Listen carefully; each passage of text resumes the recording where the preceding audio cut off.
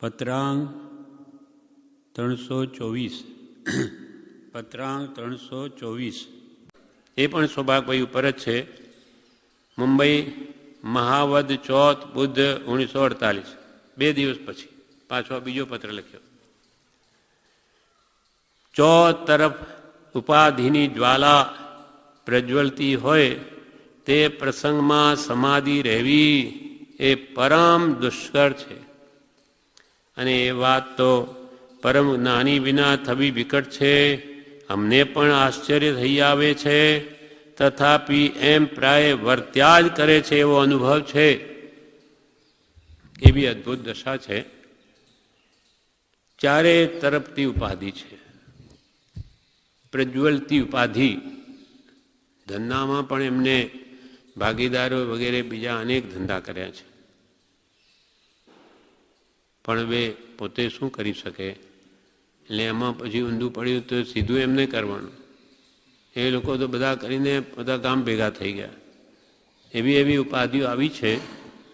આમ છતાં પણ કહે છે કે અમારા આત્મામાં તો સમાધિ જ રહે છે.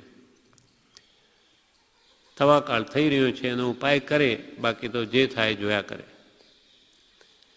ચો તરફ એટલે ચારે બાજુથી ઉપાધિની જ્વાલા પ્રજ્વળતી હોય, ચારે બાજુ આપણને આગ લાગી હોય તો તે પ્રસંગમાં સમાધિ રહેવી પરમ દુષ્કર છે. આ ઉપાધિની જ્વાલા છે. જ્વાલા કઈ આપણને ઘણાને અનુભવ હોય કે આપણા પ્રસંગ જીવનમાં એવા આવ્યા હોય, ચારે બાજુની ભીડ હોય, તે વખતે આપણને કંઈ ગતાગમ ન પડે કે શું કરવું હવે. એ તો જેમાં વીતે છે એ જ જાણે છે. ચો તરફ ઉપાધિની જ્વાલા પ્રજ્વલતી હોય તે પ્રસંગમાં સમાધિ આત્મપરિણામ સ્વસ્થ રહેવા એ પરમ દુષ્કર છે. પરમ દુષ્કર છે, મહાદુર્લભ છે. અને એ વાત તો પરમ જ્ઞાની વિના થવી વિકટ છે. પરમ જ્ઞાની તે તીર્થંકરો, કેવળ જ્ઞાની. અને એ વાત તો પરમ જ્ઞાની વિના થવી વિકટ છે. અમને પણ આશ્ચર્ય થઈ આવે છે, તથાપિ એમ પ્રાય વર્ત્યા જ કરે છે એવો અનુભવ છે. અમને પોતાને આશ્ચર્ય થાય છે કૃપાલ કે આવી ચારે બાજુથી ઉપાધિ છે. મોટા જ્ઞાનીઓ પુરુષોને એવી ઉપાધિમાં સમાધિ રહેવી અતિ દુષ્કર છે. અને અમને પણ આશ્ચર્ય થાય છે કે એ પ્રાય વર્ત્યા જ કરે છે. એટલે ઉપાધિમાં સમાધિ અમને વર્ત્યા જ કરે છે. અમને આશ્ચર્ય થાય છે એવો અમને અનુભવ છે. આત્મભાવ યથાર્થ જેને સમજાય છે, નિશ્ચલ રહે છે, તેને સમાધિ પ્રાપ્ત હોય છે. આત્મભાવ યથાર્થ જેમ છે તેમ આત્મભાવ જેને સમજાય છે અને પાછો તે નિશ્ચલ રહે છે, છૂટતો નથી આત્મભાવ, તેને સમાધિ પ્રાપ્ત હોય છે. તે જ એ વ્યક્તિ આમાં રહી શકે. સમ્યક દર્શનનું મુખ્ય લક્ષણ વિતરાગતા જાણીએ છીએ અને તેવો અનુભવ છે. સમ્યક દર્શનનું મુખ્ય લક્ષણ શું? વિતરાગતા.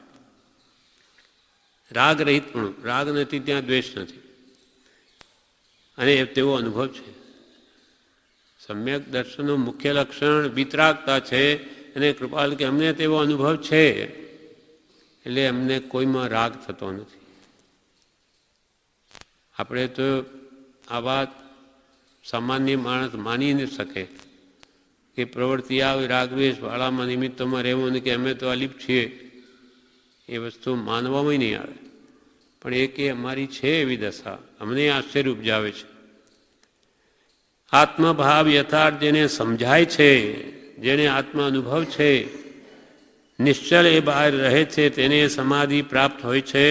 સમ્યક દર્શનનું મુખ્ય લક્ષણ વિતરાગતા જાણીએ છીએ અને તેવો અનુભવ છે. હવે આ જે 324મો પત્ર છે એનું વિવેચન કર્યું છે. 323નું નથી કર્યું બ્રહ્મચારીજીએ, અથવા લખાયું નથી. હવે 324નું વિવેચન કે ઉપાધિમાં સમાધિ એ વાત બાબત કે છે. વિવેચન બોધામૃત ભાગ 2 પાનું 76 324 પત્રનું વિવેચન શ્રીમદ રાજચંદ્ર આશ્રમ અગા શ્રાવણવદ 14 સંમત 2009. ઉપાધિના પ્રસંગમાં પોતાને જેવું થઈ જાય તેવું જ્ઞાનીને પણ થશું હશે એવી જીવ કલ્પના કરી લે છે. આપણે ઉપાધિ હોય તો આપણે એમાં કહેવાય એકદમ તન્મય થઈ જઈએ, તો કે એમને એવું જ થાય ને, એમાં કે બીજું થોડું થાય. એમ પોતા પ્રમાણે આ જીવ જ્ઞાનીમય કલ્પના કરી લે છે. ઉપાધિના પ્રસંગમાં પોતાને જેવું થઈ જાય તેવું જ્ઞાનીને પણ થતું હશે એવી જીવ કલ્પના કરી લે છે. પણ જ્ઞાનીને તો ચારે બાજુથી ઉપાધિની જ્વાલા સલગતી હોય તોય સહજ સમાધિ રહે છે. સહજ સમાધિ એટલે લાવવી પડે એમ નહીં, એમને પ્રયત્ન નથી કરવો પડતો, સહજ રીતે રહે છે. મુમુક્ષુતા આવે તો સત્પુરુષ ઓળખાય. એવી જે અંતરંગ સત્પુરુષની આત્મદશા એને તો મુમુક્ષુ જ ઓળખી શકે. જેને છૂટું છૂટુંના ભણકારા થતા હોય, મોહથી મૂંઝવણ થતી હોય, એ જ જ્ઞાનીને ઓળખી શકે. મુમુક્ષુના નેત્રો મહાત્માને ઓળખી લે છે. આપણું કામ નથી, એ જ્ઞાનીઓને જ્ઞાની જ ઓળખી શકે. આવા પ્રવૃષિ જેવા જ અત્યંત યોગ્યતાવાળા કૃપાળને ઓળખી શક્યા, આપણે નહીં ઓળખી શકીએ. મુમુક્ષુતા આવે તો સત્પુરુષ ઓળખાય. કૃપાળુદેવને નિરંતર ઉપાધિ છે, નિરંતર અને અવિકલ્પ સમાધિ રહ્યા કરે છે. એટલી બધી ઉપાધિ છતાં વિકલ્પ નથી, જોયા કરે છે જે થાય તે. સંસારનું સ્વરૂપ જેણે જાણી લીધું અને આત્માનું આનંદ સ્વરૂપ છે એમ જાણ્યું, તો પછી સંસારમાં સુખ માને એની ઈચ્છા એની થતી નથી, અને એ જ સમાધિ છે. સંસારનું સ્વરૂપ જાણી લીધું કે ત્યાં દુઃખને દુઃખ જ છે, અથવા આદિ વ્યાધિને ઉપાધિમાં જ સંસાર છે, અને અહીંયા આત્માનું સુખ આનંદ સ્વરૂપ છે, સહજાનંદ. તો પછી કહે છે એવો જીવ સંસારમાં સુખ માને. આપણે કેમ માનીએ છીએ કે આપણે આત્માનું સુખ જાણ્યું જ નથી. આત્મામાં વળી શું સુખ? સુખ તો ખાવામાં, પીવામાં, જોવામાં, ફરવામાં, હરવામાં, સાંભળવામાં, સંગીત આદિ એમાં સુખ છે. આમાં શું સુખ? એમ પણ જેણે આત્માનો અનંત આનંદ અનુભવ્યો છે એને પછી સંસાર ઝેર જેવો લાગે છે, એમ જ્ઞાનીઓ કહે છે. સંસારનું સ્વરૂપ જેણે જાણી લીધું, કૃપાળને તો સંસારે જોઈ લીધો છે, અને આત્માનું આનંદ સ્વરૂપ છે એ પણ જાણ્યું છે, તો તેને પછી સંસારમાં સુખ માને નહીં માને. એને સંસારની ઈચ્છા થતી નથી, અને એ જ સમાધિ છે. ત્યાં મન જતું જ નથી સંસાર વણી, એ જ સમાધિ સહ સમાધિમાં સ્થિત રહે છે. પર વસ્તુનું જે આકર્ષણ હતું તે હવે છૂટી ગયું, તે સમાધિ છે. સંસાર પ્રત્યે એમને કોઈ આકર્ષણ જ નથી. સ્ત્રી પુત્ર ધનાદિ પ્રત્યે કોઈ રાગ નથી, એટલે એમની સહજ સમાધિ છે. પર વસ્તુનું જે આકર્ષણ હતું તે છૂટી ગયું, તે સમાધિ છે. એવી દશા થયા છતાં કૃપાળુદેવને વનવાસ સાંભળે છે કે ક્યારે વનમાં જઈએ, ક્યારે વનમાં જઈએ. એ દશાનો અનુભવ છે. અહીંયા વિક્ષેપ પડે છે ઘરમાં. કુટુંબ હોય, 17 કામ હોય ઘરમાં. આ વિક્ષેપના અનેક કારણો બને, એના કરતાં જંગલમાં કોઈ વિક્ષેપ નથી. આ ઈડર કે ઉત્તરસંડા વગેરે જઈને શા માટે રહ્યા છે? આવી રીતે જ એકાંતમાં આત્મ સમાધિમાં અદ્ભુત આત્માનંદમાં રહી શકે, કોઈ વિક્ષેપ નથી. પર વસ્તુનું જે આકર્ષણ હતું તે છૂટી ગયું, તે સમાધિ છે. એવી દશા થયા છતાં કૃપાળુદેવને વનવાસ, એટલે કે ઘરમાં પણ સમાધિ છે એમને, છતાં પણ એ ઈચ્છે તો વનવાસ છે. વનમાં રહીએ, વનમાં રહીએ. તો કે તમારે તો ઘરને જન, વનને જન બે સરખા છે, તો પછી ઘરમાં જ રહો ને. નહીં, અમને રહેવું તો વનમાં વધારે યોગ્ય લાગે છે. એ એવી અદ્ભુત સમાધિમય દશા થયા છતાં કૃપાલદેવને વનવાસ સાંભળે છે કે ક્યારે વનમાં જઈએ, ક્યારે વનમાં જઈએ. જ્ઞાની પુરુષ હંમેશા પુરુષાર્થી જ હોય છે, બેસી રહેતા નથી. ક્યારે નિવૃત્તિ આવે એના પુરુષાર્થમાં જ રહે છે. ક્યારે નિવૃત્ત થઈ આ ધંધાથી. એવા શંકરભાઈને ચોખ્ખું કહી દીધેલું, મને છૂટો કરો. પણ એ આજે મુખ્ય નિયંતા છે આખા બિઝનેસમાં. હવે એ જાય તો ઘણો મોટો ફરક પડી જાય. એ આત્મઝવેરી છે તેમાં એમ વ્યવહાર પણ પૂર્ણ કુશળ છે, જેનો વ્યવહાર પણ એકદમ ધારદાર છે. તેમાં કંઈ ભૂલ થવા ન દે. એટલે બિઝનેસ એમનો ઘણો જામ્યો છે એમને લઈને. એટલે એ લોકો છોડતા નથી. તો કે તમે ભલે સલાહ જ આપજો પણ રહો. એટલે પણ સલાહ આપવા રહેવું તો પડે. એટલે અમુક પણ વચ્ચેથી નીકળી જતા. પછી આવા એકાંત સ્થાનોમાં જઈ ને પોતાના આત્માનું ધ્યાન કરીને વિશેષ બળવાન નિર્જરા કરે.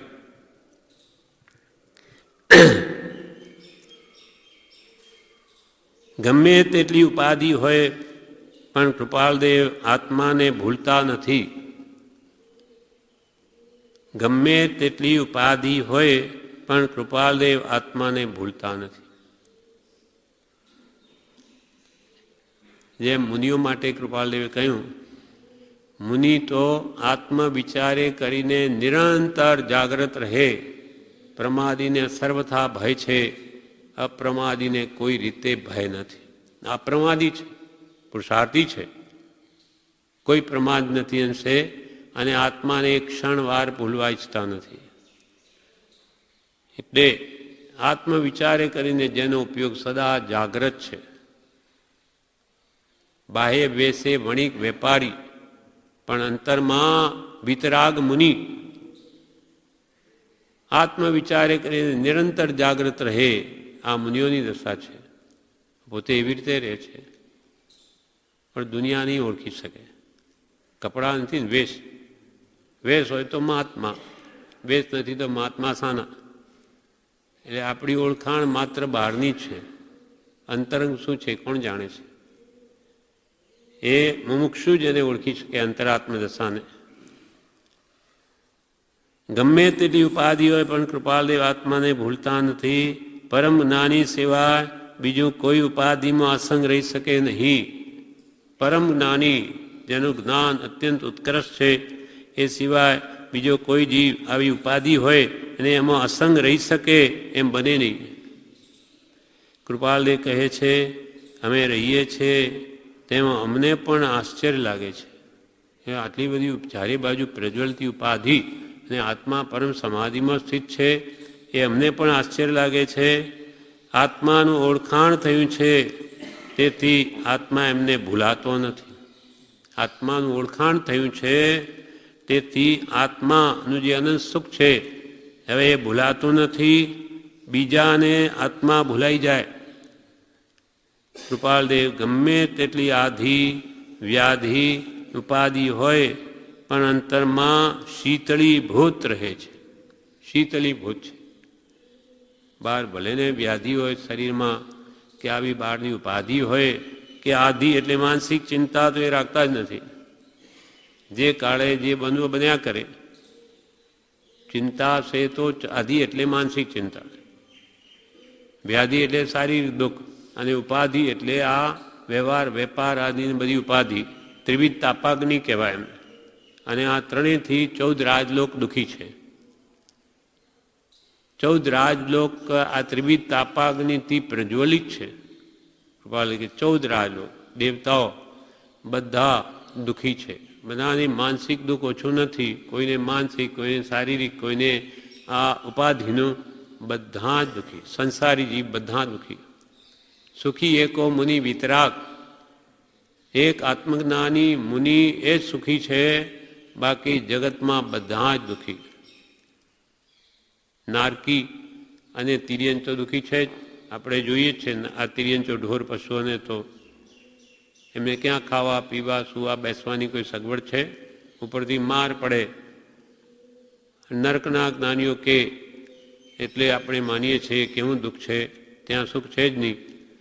અને આપણા મનુષ્યોનું કેવું દુઃખ છે આપણે જાણીએ છીએ. આ જીવ દુઃખને સુખ માની લે તો એનો કોઈ ઈલાજ નથી. પણ મધ્યસ્થતાથી ગર્ભથી લગાવી અને આપણે હમણાં સુધી કેટલું દુઃખ અનુભવ્યું અને કેટલું સુખ ભોગવ્યું એનો જો હિસાબ કાઢે, બેલેન્સ શીટ બનાવે કે ભાઈ ચાલો આટલું આપણે એક દિવસનું બી કાઢે ને તો એને ખ્યાલ આવે. ચાલો કે સવારમાં ઉઠ્યા આપણે શું સુખ અનુભવ્યું, તો કે પહેલાં તો પેટની ગડબડ દુઃખ ઊભું થયું, ચાલો સંડાસ ચાલો. હવે એને શું કહેવું? દુઃખ ઊભું થયું, પેલો ઠાલવા અંદરથી એટલે કે હા હવે શાંતિ હાસ. અરે પણ આ દુઃખ હતું તે મટ્યું થોડુંક, એમાં એને સુખ માન્યું. પણ આ દુઃખ જ ન હોત તો? આપણું બધું કેવું છે, ગુમડું થાય. આપણે સંસારી જેવું સુખ સામો માને, ગુમડું થયું, બહુ દુઃખે છે. પછી ડૉક્ટર પાસે બધી મલમ પટ્ટી કરાવીને પાટો બાંધ્યો, પછી કે કેમ છે હવે તમારે? બહુ સારું છે, બહુ સારું. આ ગુમડું થઈને મલમ પટ્ટી કરી એ સારું કે ગુમડું જ ન થાય એ સારું? પણ આ જીવને એમાં એમ બેસતું નથી હજુ કે મને આ બધા સંસારના દુઃખો જ ના આવે. હાથ ઘાલે દાજે પછી કે હવે મલમ પટ્ટી કરો, ખાજ ખણે પછી છોલાય એટલે કે હવે મલમ પટ્ટી કરો. પણ આ ખાજ જ ના આવે એનું શું ઈલાજ કરો? તો આ સંસારી જીવન આવું જ સુખ છે. जिस सुख अंदर दुख वसे सो सुख भी दुख रूप. કૃપાલદેવ કહે છે કે અમે રહીએ છીએ તેમાં અમને આશ્ચર્ય લાગે છે. ઓળખાણ થયું છે તેથી આત્મા એમને ભૂલાતો નથી, બીજાને આત્મા ભૂલાઈ જાય. કૃપાલદેવ ગમે તેટલી આધિ વ્યાધિ ઉપાધિ હોય પણ અંતરમાં શીતલીભૂત રહે છે. એટલે પુરુષાર્થ કરે છે મનને શાંત રાખવાનો, એનો ઉપયોગ આત્મામાં રાખે એટલે ક્યાંય જાય નહીં બીજા. જેનું મન બીજે ભટકતું હોય તેનાથી શું થાય? આત્માની ઓળખાણ થઈ છે તે આત્માને ભૂલતા નથી. સહજ સમાધિ કઈ છે એટલે કે બહારના નિમિત્તથી સમાધિ નથી, સહેજે રહે છે. સહજ સમાધિ એટલે કોઈ નિમિત્તને લઈને એમને સમાધિ નથી. સહજ સ્વાભાવિક સ્વભાવથી ઉત્પન્ન થતું જે સુખ છે એટલે એમને સહ સમાધિ જ છે.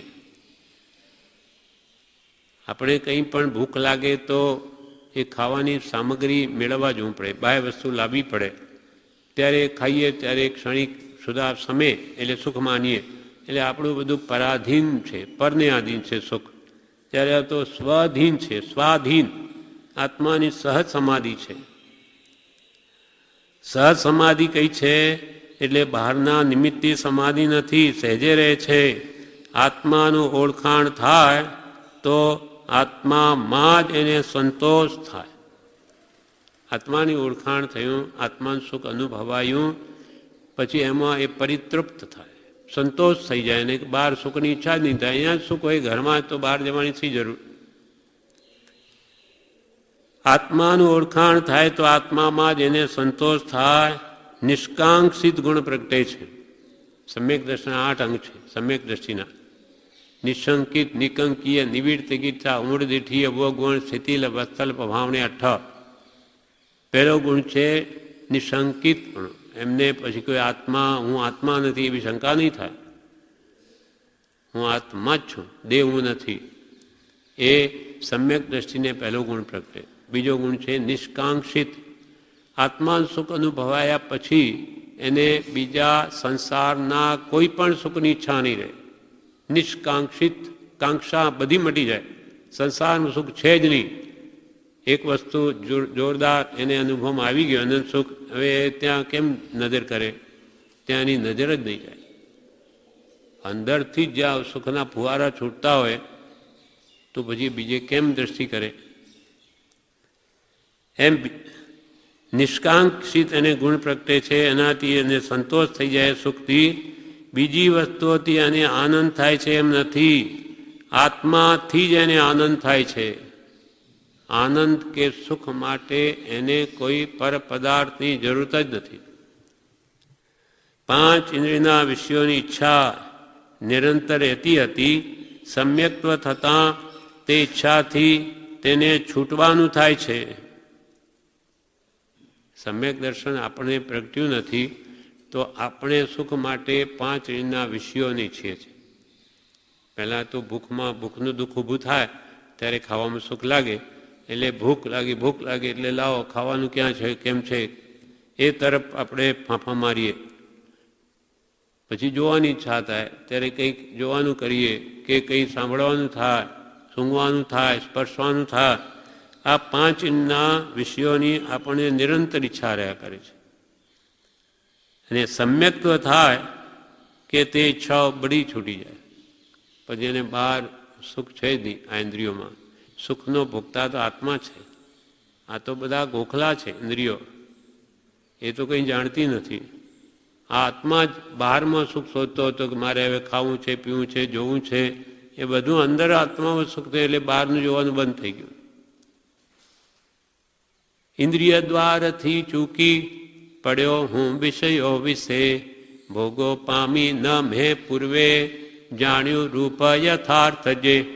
સમાજ સતંગમાં પૂજ્યપાદ સ્વામી નાની પુરુષે કહે છે 5 ઇન્દ્રિયો રૂપી એક મકાન આવે છે. આપણું આ હોલ છે તો એમાં 6 બારીઓમાં જ જોયા કરે, એક છોડીને બીજી બહાર જોયા કરે, અંદર જુએ જ નહીં. અંદરમાં સુખ છે એને ક્યાંથી ભાન આવે?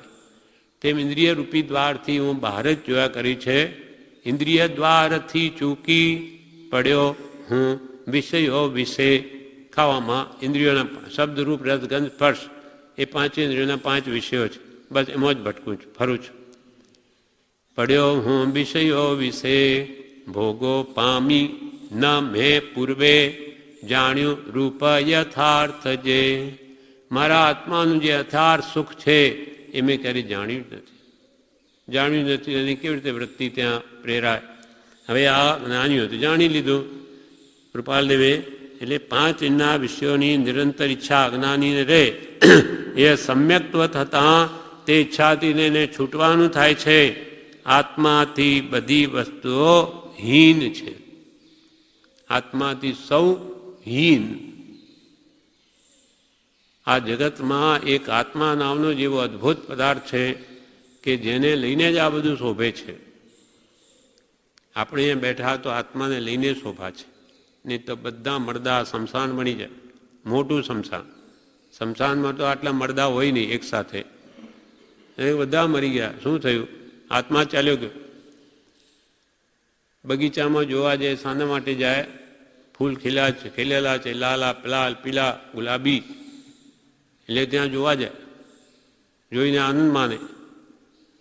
પણ આમાંથી જીવ ચાલ્યો જાય તો બધું કરમાઈ જાય. સૂકું પડ્યું હોય સાવ, ત્યાં કોઈ જોવા ન જાય. એટલે જગતની જે કંઈ પણ શોભા છે એ ચેતનને લઈને છે, આત્માને લઈને છે. આત્માથી સૌ હીન, બધી હીન વસ્તુઓ છે. આત્મા તો સ્વપર પ્રકાશક છે, પોતાને પણ પોતે જાણી શકે અને જગતના સર્વ પદાર્થોને પણ આત્મા જાણી શકે. જ્યારે પૂતગલ તો કોઈ જાણતું નથી, કોઈને ખબર જ નથી કે અમે શું છીએ. એટલે આત્માથી સર્વહીન વસ્તુઓ છે. અને સમ્યક દ્રષ્ટિને આત્માનું સુખ અનુભવમાં આવી ગયું એટલે એને બધું તુચ્છ ભાષે છે.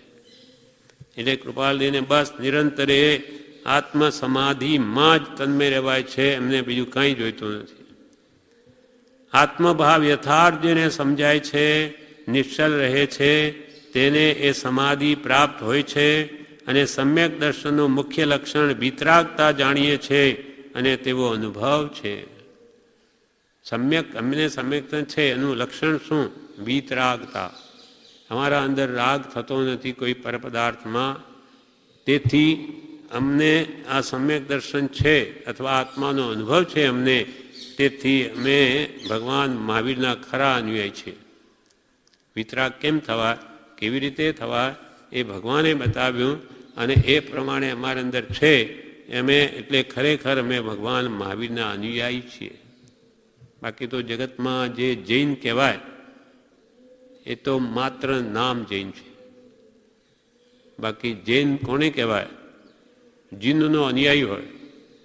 રાગ દ્વેષ અજ્ઞાન જેને જીત્યા તે જીન, જીનેશ્વર ભગવાન મહાવીર તીર્થંકર એમનો શાસન કહેવાય.